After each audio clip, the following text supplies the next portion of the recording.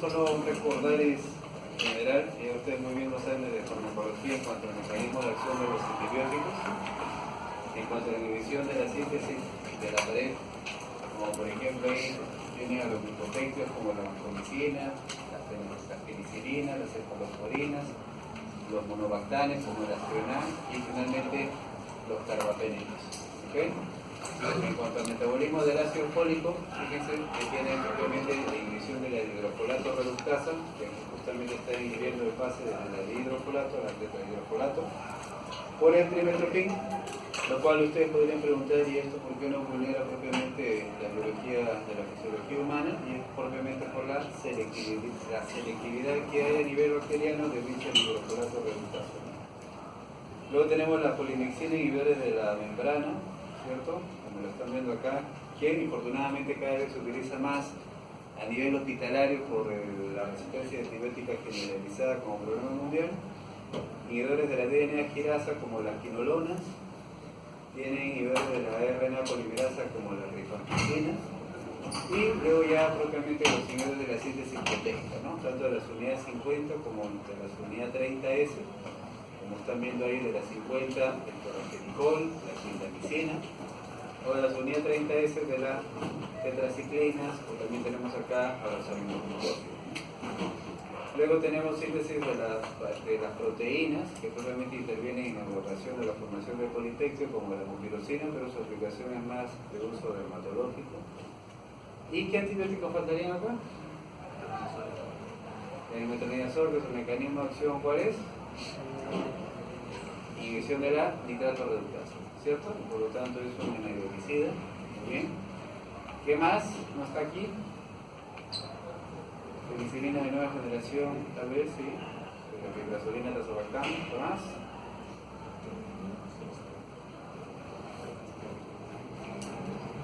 Diecilina también, muy bien, ¿qué más? Las oxazolidinonas, tampoco no están acá, ¿no? El quinopristin y la dalfopristina, ¿no? Que también, si bien se utilizan eventualmente en los pacientes que tienen enterococo resistente, ¿cierto? Vancomicino resistente, por ejemplo. Muy bien. Acá, solo para recordarles esto, se supone que esto ya lo saben, ¿no? Porque esto es algo muy general. Por ejemplo, para tratar o enfocar a un paciente o dar una terapia, se supone que evidentemente parte de dicha terapia antibiótica procede de la epidemiología descrita más frecuentemente en dicha enfermedad, ¿no? ¿Cierto? Entonces siempre hay una terapia empírica antibiótica que se hace en general al común de las enfermedades, salvo que tenga aislamiento porque la enfermedad lo ha condicionado que se requiera como tal. Pero en general, evidentemente es empírico, ¿cierto? Y dentro de lo que es empírico, de los términos más frecuentes, si tienes una sinusitis aguda, será propiamente Haemophilus influenza, crónica anaerobios, en otitis media igual, neumococo e influenza, y eso explica por qué utilizan lo que utilizan los pediatras para tratar otitis media. En la faringitis, evidentemente esto sube más en la población adulta, no tanto en los niños ni en la población adulta joven, que siempre las causas serán más frecuentes virales, pero luego ya parcialmente sube la causa postestreptocócica, como están viendo ahí.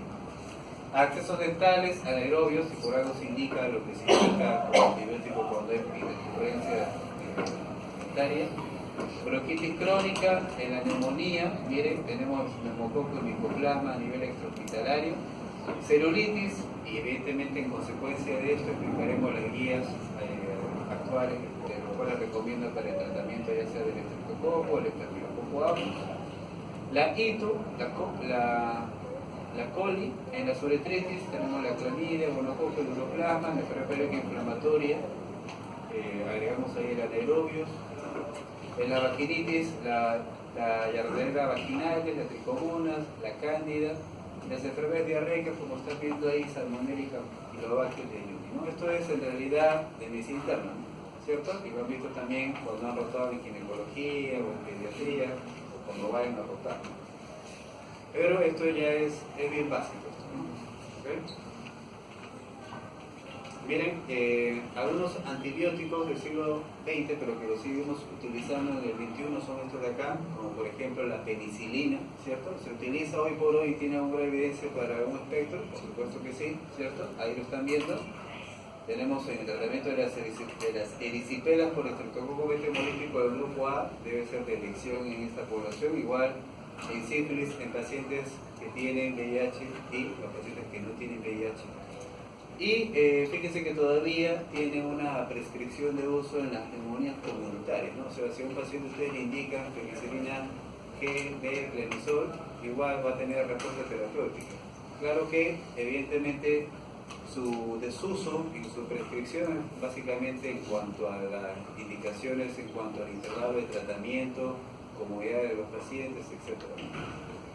El cloramfenicol se utiliza, que es un antibiótico de amplio espectro, en la partonelosis, ¿cierto? Y las sulfas, fíjense, si tienen ustedes neumocitis por infección, como por ejemplo una neumonía del inmunosuprimido por neumocitis girovesi, también erisoporidiasis, toxoplasmosis, y la Stenotrophomonas maltophilia, que es una milia de la pseudomonas, ¿no? ¿Cierto? Que es una infección intrahospitalaria muy frecuente de identificar justamente a los pacientes invadidos, ¿no? Pacientes con ventilación mecánica, etc. Son pacientes que no raramente vemos Stenotrophomonas maltophilia, ¿ok? Y esto se utiliza hoy por hoy, ¿no? Sulfos. Pues estos antibióticos tienen su lugar, ¿no? Hay que, en el enfoque de la sepsis, hay que pensar rápidamente en el uso de los antibióticos en las primeras 6 horas, está descrito, porque si es que no se administró en su debido momento, la mortalidad del paciente irá aumentando, ¿no? Entonces, ¿pero de qué dependerá de la administración del antibiótico? De que haya diagnosticado obviamente la sepsis, ¿cierto? Si yo no he diagnosticado la sepsis, obviamente yo no trato lo que no veo, ¿no? ¿Cierto? Entonces, si es que no lo veo, evidentemente el paciente se incrementará su mortalidad, ¿no? Entonces, ¿de cuándo lo tratará? Lamentablemente cuando ya avanzó la sepsis, que se complicó, generó mayor disfunción orgánica, etc., ¿no? Entonces, por eso es muy importante hacer un adecuado diagnóstico. En cuanto a los antibióticos, fíjense que lo podemos clasificar también como algunos de ellos hidrofílicos. Ahí están los betalactámicos, o sea, penicilinas, cefalosporinas y los carbapenemes. También están los glicopéptidos. Entonces aquí, fíjense que principalmente su distribución está en el extracelular. Hay una influencia, evidentemente, del clínico renal. Si hay menor clínico renal, evidentemente la concentración en el extracelular estará aumentada. ¿Qué variantes tengo que considerar en la sepsis? Bueno, dos posibilidades en cuanto a la modificación de la dosis. Podría incrementar la dosis de carga o variar la dosis de mantenimiento. Entonces, para esto tengo que pensar también en cuanto al volumen de distribución, ¿ya? Entonces, que está propiamente referido en cuanto a la concentración, relacionado a la concentración extracelular del medicamento. ¿Qué pasaría si yo tengo, por ejemplo, aquí, o la más fácil, el clearance renal, ¿ya? O sea, la depuración o el filtrado reducido? Si yo tengo reducido, evidentemente la concentración del antibiótico, como lo están viendo aquí en la curva, estará aumentada, ¿cierto? ¿Ok? En cambio, si yo tengo una hiperfiltración, yo podría encontrarlo incluso reducido la concentración del antibiótico. Entonces yo tendría que modificarlo siempre basado en el clearance renal. Y el otro es en cuanto al volumen de distribución, que tiene importancia en la sepsis. Fíjense qué es lo que pasará si yo tengo aquí un volumen de distribución alto, yo puedo disminuir la concentración del antibiótico. ¿Okay? Entonces, ¿en qué situación se incrementa el volumen de distribución? Justamente en la sepsis. Por eso es que es uno de los pilares para recomendar los cambios, ya sea de la dosis de carga o del mantenimiento de los antibióticos. Cuando un paciente tiene sepsis, está inflamado, normalmente como reactante inflamatorio negativo hay hipoalbuminemia, ¿ya? Y la hipoalbuminemia se asocia a una expansión en cuanto al volumen de distribución. Por lo tanto, esto va a generar ¿qué cosa? De que la concentración del antibiótico en el extracelular se reduzca, ¿cierto? Porque obviamente el volumen de distribución también depende de su concentración final en el extracelular. Entonces, estos cambios que yo tengo que hacer en cuanto a la dosis de los antibióticos dependerá tanto de la concentración como del tiempo. Se clasifican como tales en concentración o tiempo dependiente. Entonces ya todos han visto que la prescripción de, por ejemplo, amikacina o gentamicina se hace cada 24 horas. ¿Y esto por qué es? Porque son antibióticos que son concentración dependiente, ¿cierto? O sea, su biodisponibilidad o su efecto terapéutico, que normalmente ya por términos de farmacología se expresa en el área bajo la curva, normalmente va a ser mejor si es que el paciente se expresa una mayor concentración a dosis única, ¿no? O sea, concentración dependiente. Y tiempo dependiente, por ejemplo, aquí tenemos a los carbapenemes, ¿cierto? Por eso siempre se indica fraccionado con un intervalo de tiempo el imipenem, el meropenem. Igual sucede con las cefalosporinas, ¿cierto? Cuando se indica la cefazolina, la cefalotina, la cefazirima, ¿ok? Excepto la cetrazona, ¿cierto? Porque la cetrazona, como muy bien han visto, se indica una vez al día, ¿cierto? Pero, ¿esto qué significa? Que es la excepción.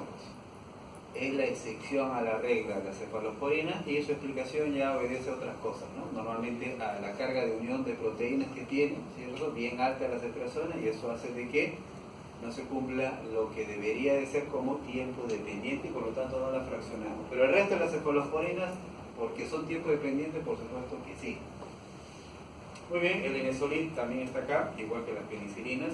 Y hay algunos que tienen ambas características, concentración y tiempo dependiente. Entonces yo podría incrementar la dosis y podría incrementar y podría fraccionar el intervalo. Ejemplo, la fluoroquinolona, ¿no? ¿Okay? Por eso es que la fluoroquinolona yo lo puedo administrar incluso, normalmente, claro, uno está familiarizado a 200 cada dosis, ¿ya? Pero yo lo podría, a modo de ejemplo nada más, 400 miligramos cada 8. ¿Okay? Que es una dosis inusual que van a encontrar en los textos, pero está muy bien documentada en las guías de Norteamérica de uso de antibióticos.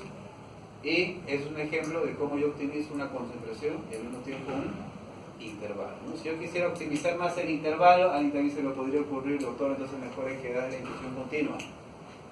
¿Okay? Y también, en efecto, la ciencia ya pasó por ahí también, ¿no? En especial los intensivistas, ¿no? Que le daban así, pero actualmente no supera simplemente darle en una fracción de intervalo, ¿ya? Entonces al final la idea sigue siendo clara de que se fraccionan varias veces durante el día para optimizar su biodisponibilidad o versus la concentración de una vez al día. Bueno, unas palabras de la resistencia antibiótica. Hay tres formas: transformación, la traducción, que es por los bacteriófagos, y la principal forma, que es por los pines, que es el de conjugación, ¿ya? Son los mecanismos de resistencia antibiótica.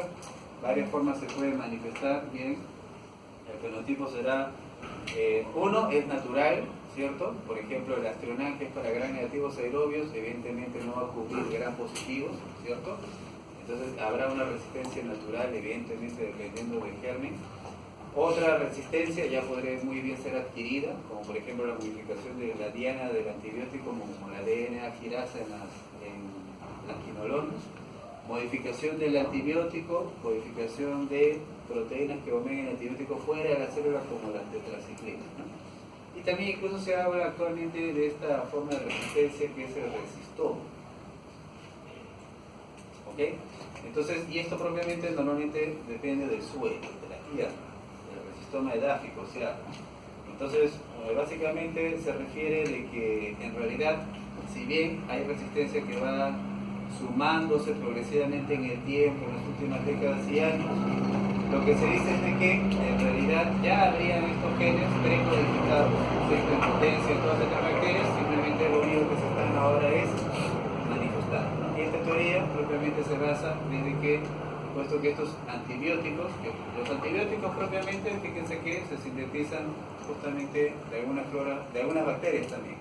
Por ejemplo, el género Streptomyces, que probablemente deriva de los actinomicetos. Entonces, estos actinomicetos, que son bacterias al mismo tiempo, tienen que tener necesariamente unos genes de resistencia que eviten su vulnerabilidad a la símica, ¿cierto? ¿Eso qué implicaría en general? De que hay varias bacterias que ya tienen propiamente estos genes de resistencia, solamente de que al momento de exponerlos por selección positiva, utilizar un antibiótico, se estarían finalmente manifestando. Muy bien, entonces, ¿qué factores de riesgo predisponen a la resistencia? La hospitalización actual me expone, ¿ya?, como paciente propiamente a la flora local de ese servicio. Evidentemente, la flora varía según el servicio donde uno también se vaya a hospitalizar. El tratamiento, y si un paciente está invadido, tiene catéteres, tiene sonda Foley, tiene su catéter venoso central, evidentemente será la puerta de ingreso para dicha flora hospitalaria. Si el paciente ha recibido terapia antibiótica, que puede generar muy bien disbiosis intestinal, o ya ha estado expuesto a una flora en particular, también es un factor de riesgo y si está en terapia inmunosupresora. Esto de acá es la resistencia en cuanto a la síntesis de pared bacteriana. Miren, esta es la acción normal de estos antibióticos que propiamente tienen acción terapéutica contra los gram positivos, como la fumicina, que afecta el precursor propiamente. Los glucopéptidos, como la vancomicina, afectaría propiamente lo que es el transporte. Luego tenemos la fase de la formación del polímero y finalmente la transpectinación. Entonces, cuando hablamos de los betalactámicos, estamos hablando propiamente de la penicilina, la cefalosporina y los carbapenemes. Su resistencia se va a basar en la producción de betalactamasa, ¿cierto? ¿Qué es lo que hacen? Van justamente a hidrolizar el anillo betalactámico de los antibióticos, ¿no? Y los betalactámicos de los antibióticos normalmente se unen a esta proteína ligadora de la penicilina y que propiamente interviene en la síntesis de la pared bacteriana. Las betalactamasas se pueden dividir en dos grupos, las de espectro amplio o las de espectro extendido, ¿no? Entonces, la de espectro extendido, que es lo que familiarmente vemos normalmente en los hospitales, es la resistencia extendida al espectro de las cefalosporinas, ¿no? Y espectro ampliado, que es una palabra que normalmente es poco utilizada, se refiere a cuando se amplía a diversos tipos de antibióticos y no solo al espectro de las cefalosporinas. Entonces, hay varios tipos de betalactamasas. La del tipo BLE, ¿cierto? Que incluso hemos visto o han visto en uno de los casos clínicos, corresponde a un grupo de las betalactamasas. Y hay otro grupo que es bien conocido, que es el del AMC, ¿cierto? Hay un grupo de cruce betalactamasa del grupo C, que justamente es del grupo AMC, ¿no? Pero que es diferente a la resistencia antibiótica BLE, ¿no? Del AMC están inducidas cromosómicamente y es común a todas estas bacterias. Si yo encuentro una resistencia a Citrobacter, yo puedo inducir de que esta resistencia también la puedo encontrar con el Acinetobacter, ¿okay? O lo puedo también deducir con la Pseudomonas aeruginosa, porque esta resistencia es compartida y es compartida entre esta familia de bacterias, por lo que está inducida cromosómicamente este gen que es el AMC, ¿no? Incluso su etimología viene propiamente de AMC en cuanto a la descripción de estas bacterias, ¿no? Aeromonas, Burganella, Prudencio, Pseudomonas y Citrobacter. Muy bien, entonces cuando yo estoy frente a una infección, por ejemplo, con Citrobacter, una urinaria típica, un paciente invadido con una sonda y hace sepsis, y tiene una resistencia antibiótica, entonces fíjense de que qué antibióticos yo le podría dar si está produciendo betalactamasas, ¿ya? Está produciendo betalactamasas, fíjense que yo cómo puedo identificarlo, porque el paciente todavía es sensible al carbapenem y al cefepime. O sea, si yo veo el antibiograma, ¿ya?, del paciente y veo de que es resistente, por ejemplo, a cefalosporinas u otros antibióticos, pero no es resistente al carbapenem y al cefepime, yo podría deducir que es una resistencia de tipo AMC. ¿Okay? Y si es una resistencia AMC, se supone que estará en común con estos gérmenes. Entonces, así la identifico, lo sospecho con esos gérmenes y con este perfil microbiano de fotosensibilidad y resistencia. Y en efecto, yo le podría dar estos antibióticos, ¿cierto? Yo le podría dar o los carbapenemes y el cefepime. En teoría, yo le podría dar a cualquiera de ellos, ¿no? Aunque en la práctica uno siempre se tiende a inclinar un poco más al carbapenem. También se ha considerado de que los antibióticos con los que se suelen asociar, como el Surfactant y el Tazobactam, también podrían tener una actividad hidrolítica contra esta resistencia AMC, ¿ya? Y por lo tanto, en ocasiones se plantea, cuando a veces ya las resistencias se tienden a más, ¿no?, que podríamos indicar también esta asociación con el Surfactant, por ejemplo, en nuestro medio.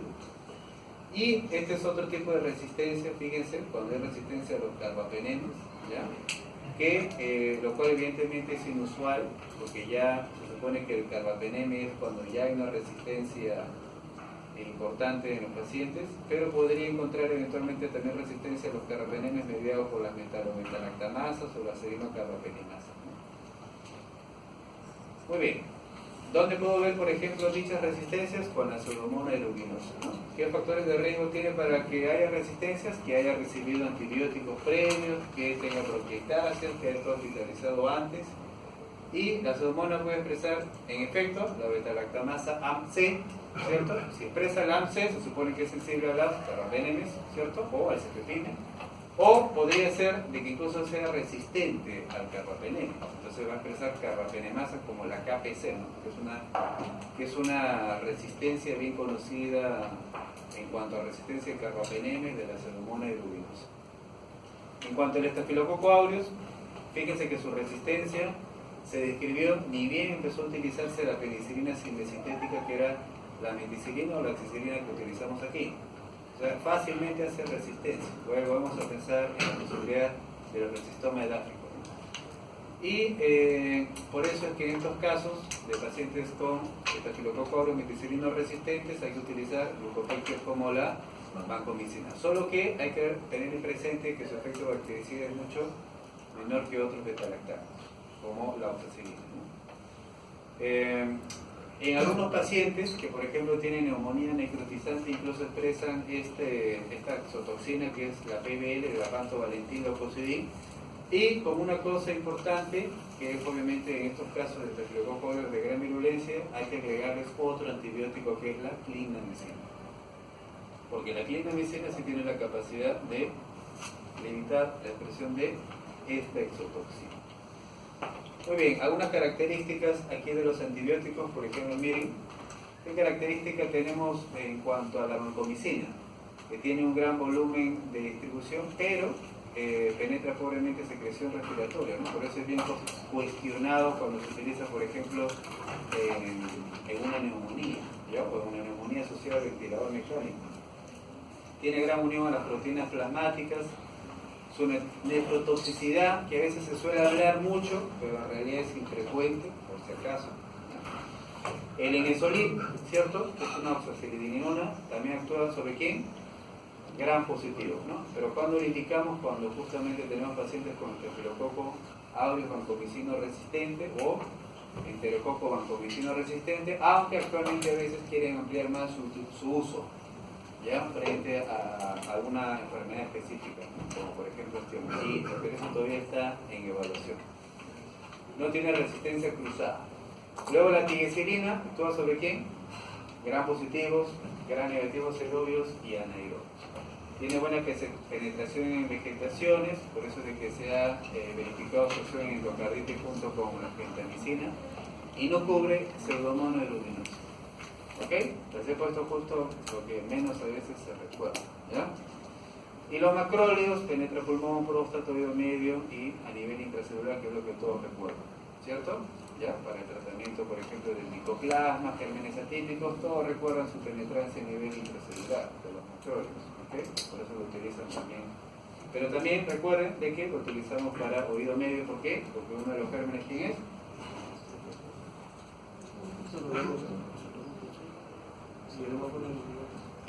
¿Quién? Hemoglobina. Ok, tiene resistencia cruzada con la clindamicina y las estreptoganinas, esto subrayenlo. Ok, tiene resistencia cruzada, o sea, si yo encuentro ya resistencia reportada en el fibograma, también encontrará para la clindamicina y las estreptoganinas. Muy bien, entonces acá está la interpretación a unos aspectos del antibiograma. Fíjense, algunas son naturales, ¿no? Evidentemente no esperamos que la espionada cubra los gram positivos, ¿cierto? Ni menos la colistina. Si tenemos un estafilococo aureus meticilino resistente, yo no voy a pretender darle penicilinas, cefalosporinas de primera generación, ni nada de eso. Si tenemos resistencia para el estafilococo a la meticilina, ya se extiende evidentemente a todos los betalactámicos. Lo que les decía, si hay resistencia a la eritromicina, evitaré utilizar ¿qué cosa? La clindamicina y al mismo tiempo la estreptograminina. Por esta razón tiene un gen MLSB constitutivo, ¿no? Que justamente induce dicha resistencia. En cuanto al enterococo, miren, en cuanto al enterococo, normalmente la terapia de elección, ¿quién es? Ampicilina, como están viendo acá. ¿Qué pasaría si yo tengo resistencia? ¿Pasaría qué? A utilizar vancomicina. Y si hubiera resistencia en ambas, recién ahí utilizaría las estreptograninas, ¿no? El quinopristin y el valpropistin. Entonces, justamente, si es que yo tengo todavía sensibilidad a ampicilina, estoy frente a esto, que esto sería el enterococo faecalis. Pero ¿qué pasaría si yo tuviera, como dice acá, la resistencia a vancomicina? Entonces, perdón, la resistencia, sí, la resistencia a vancomicina, ahí estaría hablando aquí del enterococo faecalis. Perdón, la resistencia a ampicilina y la sensibilidad a vancomicina, estaría hablando de enterococo faecio. ¿Ok? Muy bien. Entonces acá, ¿qué tipo de resistencia tenemos? Esto lo voy a borrar la próxima. Bien, ¿no? ¿Cierto? ¿Ok? ¿Y por qué? ¿Qué es lo que tenemos acá? A ver, veamos, empecemos. Tenemos resistencia a betalactámicos y tenemos resistencia también a la astrional. Bueno, el astrional no han descrito acá ya. Algunos reportes ya propiamente lo refieren como inductor de betalactamasa. Pero acá, francamente, los betalactámicos vemos que está resistente. ¿Y qué tenemos en el espectro de las cefalosporinas? Hay resistencia a las cefotaxinas, ceftriaxona, ¿cierto? Hay resistencia también aquí al cefepime, ojo, ¿ya? Hay resistencia al cefepime. ¿Qué más tenemos? Y hay sensibilidad a los carbapenemes. Entonces, ¿qué tipo de resistencia es esta? Esta resistencia es BLE. Yo les había hablado antes de la resistencia AM-C. Y AM-C, cefepime debería ser sensible, ¿cierto? En cambio acá, esto no es sensible sino es resistencia, o sea, es un BLE, tiene el espectro de las cefalosporinas en general y por lo tanto decimos que es BLE. ¿Ok? Y BLE, ¿quiénes son los gérmenes que normalmente producen BLE? Los gram negativos, ¿cierto? Y los gram negativos normalmente, por ejemplo, de la flora entérica y urinaria, ¿no? Las enterobacterias. Muy bien, entonces, repasando, si tenemos resistencia a ampicilina y sensibilidad a la vancomicina, enterococo faecio, ¿cierto? Resistencia a la ceftazidima, según una nomenclatura de alguna guía clínica sobre sensibilidad y resistencia, normalmente esto es común de encontrar en los pacientes que producen resistencia de betalactamasa tipo BLE. ¿Ya? Entonces, si basta que tenga esto, yo evitaría el uso de las cefalosporinas. ¿Okay? Acá tenemos luego las enterobacterias. Nuevamente, si tenemos resistencia a la cefalosporina de tercera como esta, hay que evitar propiamente la cefalosporina porque está produciendo betalactamasas. Y esto de acá, miren, Pseudomonas aeruginosa. ¿Qué tenemos acá? A ver, hay resistencia a algunos betalactámicos, ¿cierto? Dice que es sensible al cefepime y resistencia a la ceftriaxona. ¿Ok? Y tenemos sensibilidad al cipro y a los carbapenemes. Entonces, ¿qué tipo de resistencia es esta? AM-C, ¿no? Entonces, lo que ustedes mal harían es de que, supongamos, no sé nada, ¿no? ¿Cierto? Entonces solamente miro S y R, ¿cierto? Entonces, si miro solo eso, diría, ya, entonces cefepime, ciprofloxacina y penem, ¿no? Y meropenem, ¿cierto? Ya, entonces, yo no sabría probablemente si es ciprofloxacina, yo diría, bueno, recuerdo que en farmacología me dijeron que el mejor antipseudomónico es ciprofloxacina. Entonces probablemente indicaría esto, ¿cierto? Sin embargo, ¿qué es lo que tenemos acá? Que esta es una resistencia conocida. Esta resistencia conocida es de la Pseudomonas aeruginosa que produce AM-C, ¿cierto? Y si produce AM-C, ¿ya? Entonces ustedes lo que están sugeridos a indicar qué cosa es cefepime y carbapenemas. ¿Se dan cuenta? Entre la no ciencia y la ciencia. Ok, ¿preguntas? Muy bien, entonces le estoy dejando aquí la clase. Sí.